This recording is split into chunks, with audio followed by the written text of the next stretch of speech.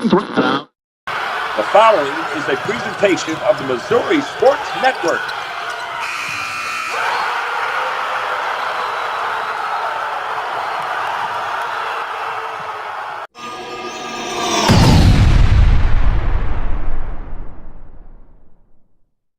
Hey, how's everybody doing this morning? It is Hump Day. It's Wednesday, November the 8th, 2023. I'm Guy Newcomb here on the Morning Update. And it covered two. I thought we'd try this, do a little live podcast. We got folks, if you want to call in, be a part of the show, you can call 417-327-6914, or you can go to our Twitter pages and you can look up the link and click on the link and let it put you right in the studio. We'll get you right on the air. And I got to do this very long this morning. Just kind of wanted to run down some things that have gone on this past week and update some things with Mizzou. The FBS rankings came out yesterday as well. A little bit of Cardinals action, but not enough really to talk about at this point. Chiefs, they do get a win over the weekend. Talk a little bit about them. They're taking a beating because of their offensive numbers this week, but we surely don't know what is going to happen. But you're listening to and watching the Missouri Sports Network at MissouriSportsNetwork.com, where everyone has a home field advantage. We've got Sice waiting in the studio already. He can type up here on our deal here. We'll bring him in and see it. And hopefully this goes well. We'll see how this goes. Si, good morning. How are you? Good morning. Can you hear me? All right, he is not there, so we'll run down Mizzou. Over the weekend, they took on, at that time, the AP coaches poll, number one team in the country, Georgia Bulldogs, who've won 26 in a row. Now, at this point, they were tied 10-10 at the half. Oregon went up 24-13. It was 24-21. That before the Oregon gets in. I had a couple of turnovers. Brady Cook had 2 interceptions, did throw for 212 yards and a touchdown, but the 2 turnovers were costly, and it really didn't affect them much. The Tigers now 7-2 on the year, obviously bowl eligible. They have dropped down, I believe, to number 15 in the coaches poll. We'll check the FBS poll here that just was released on yesterday. In the FBS, the college football rankings, Ohio State at 9-0, they take over number 1. Georgia 9-0 as well. They're number 2. It doesn't matter 1 or 2 where you're going to be. Michigan is number 3 and Florida State at number 4. All teams undefeated. Washington is at number 5. Do they get in based on whoever loses that Georgia-Michigan game at the end of the regular season in that Big Ten championship? Oregon is 8-1, Texas 8-1, Alabama 8-1, Ole Miss 8-1, and Penn State rounds out the top 10 at 8-1. And as you go down, Missouri is 14 in the college football rankings, just ahead of Oklahoma State, Kansas, and then Oklahoma, Utah, LSU, Notre Dame, Arizona, Iowa, North Carolina, and Kansas State is at number 25, and they have dropped 2 rankings, but still in the top 25. And look at the coaches poll. Georgia is 49 first place votes. They've won 26 in a row in the last 2 national championship games. So I can understand that. Now you got to wonder what Michigan is going to do with the I don't know if it's Spygate, but Signgate, so to speak, with the guy going around stealing signs at football games. Elsewhere, Missouri State loses a tough one at home to Illinois State 36-35, as Illinois State in their last 2 touchdowns, they get two two-point conversions to win by 1 point. A lot of controversy in that game with regards to a 4th down and 1 or 4th down and 2 they went for around the midfield, which was initially ruled a turnover on downs. And then upon further review, there was a yard and a half added to the end of that run on further review. So they get the first down there. They get the touchdown, and then a 2-point conversion that was questionable as well So whether or not the young man caught the pass or dropped it before he crossed the line, never even had control of it. That didn't look like or appear. Wyatt Wheeler had a great video of that put out. But you look back at that game, they gave up 6 fourth downs conversions. So 6 fourth down conversions and 2 2-point conversions, you really don't deserve to win. So as you look at them now, they're 3-6 on the season. No real chance for any postseason. They got Northern Iowa's the 15th ranked team in the country coming in at senior day. They're going to play pretty well to have a chance to beat Northern Iowa. Elsewhere, Southwest Baptist University, they win 71-3 over William Jewell. 71-3 in a game that lasted 3 hours. But SBU was up 41-0 at half. And at the end of the third quarter, they were up 61-3, and they finished 10 points in the fourth quarter there. And you look at individual stats from that game. Colin Smith for SBU was 13 of 18 for 225 yards, and Logan Claiborne was 3 for 4 for 70 yards, and 3 touchdowns for Colin Sutton. C.J. Ward for William Jewell was 23 of 43 for 189 yards, 2 interceptions. 2 of those interceptions, both of them were returned for touchdowns. So SBU, they improve here to 4-6 overall. They've won 2 in a row. Now they've got the University of Indianapolis coming in. They're ranked number 22 in the country, and that will be here on November the 11th. That game will start at 12 p.m. That'll be the final regular season game for Southwest Baptist University. Elsewhere, Evangel, they get a huge win over number 24 ranked Southwestern College of Kansas. It was on the road, but 17-14 there in that contest. And you look offensively, R.J. Wakely was 20 of 41 for 315 yards, 2 TDs, 2 interceptions, and a long of 50 yards. Braden Howe for Southwestern, he was 6 of 12 for 89 yards. Christian Burke was 10 of 18 for 40, so only 129 yards passing for Southwestern. Rushing, the Valor, 128 yards rushing, and had 13 yards in loss, so the net was 115. But the long was 21. They didn't rush for a touchdown. Southwestern College, their net was 121 yards, 1 TD, 27 was their long as well.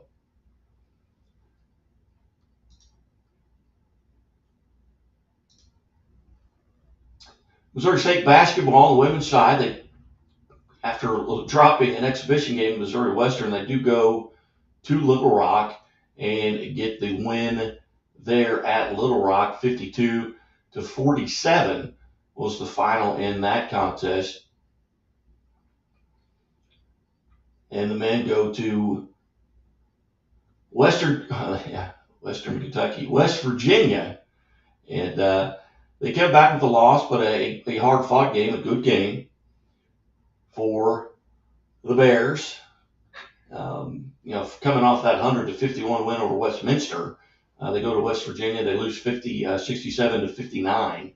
Had to lead at half by 6, but you knew that probably was not going to hold because the Mountaineers had shot something like 12% in the first half, and you knew that could not continue. The Bears now, on Monday, the 13th, they will take on Oral Roberts. That's a home game at Great Southern Bank Arena. Come back, we'll run through some of the high school football stuff. Then we'll come back after that, do a little on this day in history. You are watching and listening to the Missouri Sports Network at MissouriSportsNetwork.com, where everyone has a home field advantage. Certainly glad you tune in. And as always, the Missouri State Highway Patrol reminds us to take that 3 seconds and buckle up. It's 3 seconds that could save your life. Back after this. Step into the new when you drive a Chevy. It's time for a fresh approach and a new perspective. And find the Chevy that's right for you. Find new experiences, find new roads. Chevrolet.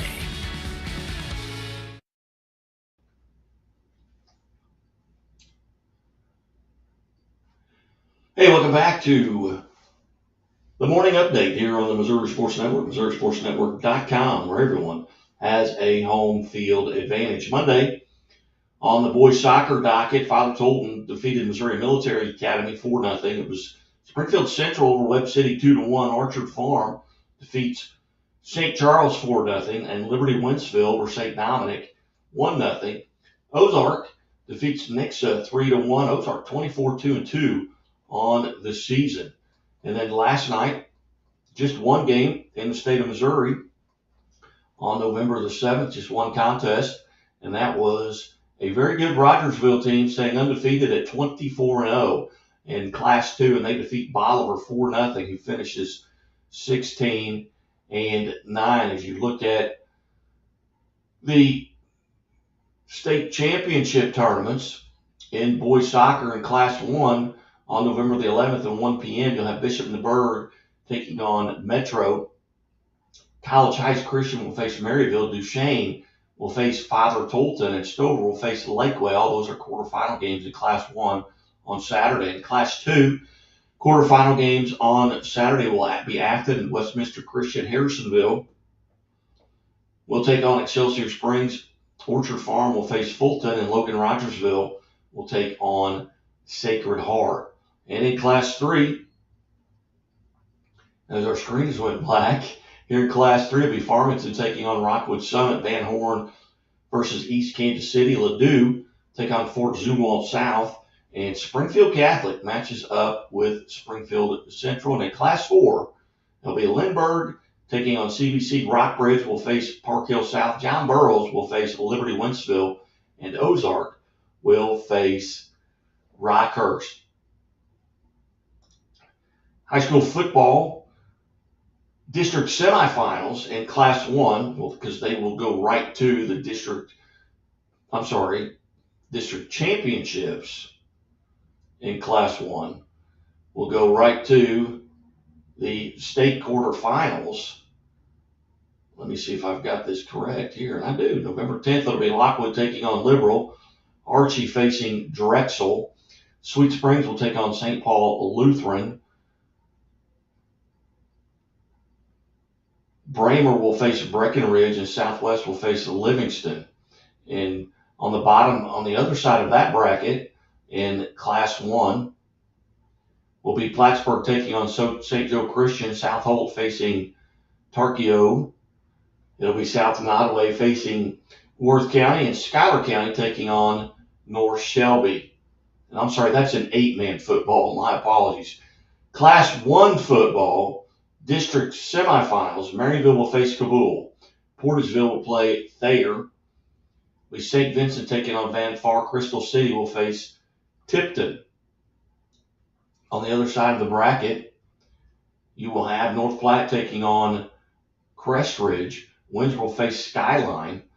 Milan will face Marceline, and West Grand will face Penny. And in Class 2, district championships will be Valley Catholic and Scott City. Jefferson Festus will face Lift for Life. Father Tolton will face Warsaw. Fair Grove faces Stratford. On the west side of that district will be Lamar facing Adrian. Lafayette County versus St. Michael the Archangel. South Shelby faces Bowling Green. East Buchanan will face Mid Buchanan. And in Class 3, will be Central Park Hills taking on St. Genevieve. St. Francis Borgia will take on St. Clair. Orchard Farm versus Westminster Christian. Blair Oaks will face Moberly. On the west side of that bracket, be Ava versus Mountain Grove. Seneca will take on Mount Vernon. Odessa will face California, and Maryville will play St. Pius X out of Kansas City. And in Class 4, be Hillsboro facing Festus. Sullivan will play Pacific. Lutheran North will play Clayton. Warrenton will play Hannibal. And on the west side of that bracket in Class 4 will be Pleasant Hill facing Jefferson City. Bolivar will face McDonald County. Nevada will face Carl Junction. And Smithville will play Kearney. In Class 5, district championships will be Farmington playing Cape Central out of Cape Girardeau. Rockwood Summit faces Eureka. Cardinal Ritter will face MICDS. St. Dominic will take on Fort Zumwalt North. Elsewhere will be Elias Catholic at Capital City. Lebanon at Republic, or Lebanon versus Republic. Webb City will host Carthage, and Grand Valley will host Platte County. And in Class 6, district championships, Seckman will take on Jackson. Christian Brothers will face Francis Howe. DeSmet will take on SLU, and Rockbridge will take on Troy Buchanan. Elsewhere in Class 6 will be Nixon, Joplin, Lee Summit North and Rockhurst, Liberty North and Liberty, Oak Park, and Park Hill. It's your high school football scheduled for this Friday night, November the 10th, and we'll take a quick timeout. We'll be back after this. Imagine a bank that goes where you go, creating seamless solutions for every step in your financial journey, allowing you to manage your money the way you want to, with a banking relationship that makes every day extraordinary. Imagine a world full of possibilities, always within reach. Central Bank. We do banking better. The Walnut Street Inn is located in the heart of Springfield on historic Walnut Street, just blocks away from the Missouri State Campus, Hammonds Field, Great Southern Arena, and downtown Springfield. The Walnut Street Inn features newly remodeled rooms, breakfast served daily, and a friendly, accommodating staff. The Walnut Street Inn is also a great venue for private events. Book your stay or get more information at walnutstreetinn.com or call 417-864-6346. The innocence of youth. Is there anything any better? But soon they'll be in high school and facing all the same challenges you faced. How to make friends, how to fit in, how to be cool. We want our children to have everything they'll need to live fulfilling and productive lives. Make sure the kids in your family are among the more than 290,000 participants here in Missouri who take part in high school sports or activities. Hey, welcome back to the morning update here on the Missouri Sports Network, MissouriSportsNetwork.com, where everyone has a home field advantage. Time for a Great Southern Bank on this day in history. Great Southern Bank with more than 100 locations in 6 states. Great Southern Bank, understanding what really matters. On this date, 1920, baseball meeting to depose Ban Johnson is set for November the 12th. Ban Johnson was the founder of baseball's American League, and since 1920, the word ban has taken on kind of a new meaning. Now, it was from the Old English language, but banned now, since then, refers to being removed. So then that was because Ban Johnson. In 1951, New York Yankees catcher Yogi Berra wins his first of his 3 MVP awards. And later, 10 years later, 1961, Whitey Ford is voted the Cy Young Award winner over Warren Spahn. In 1966, on this date, Frank Robinson, Baltimore Orioles outfielder, is selected as the AL MVP, as the first player to win the MVP in both leagues.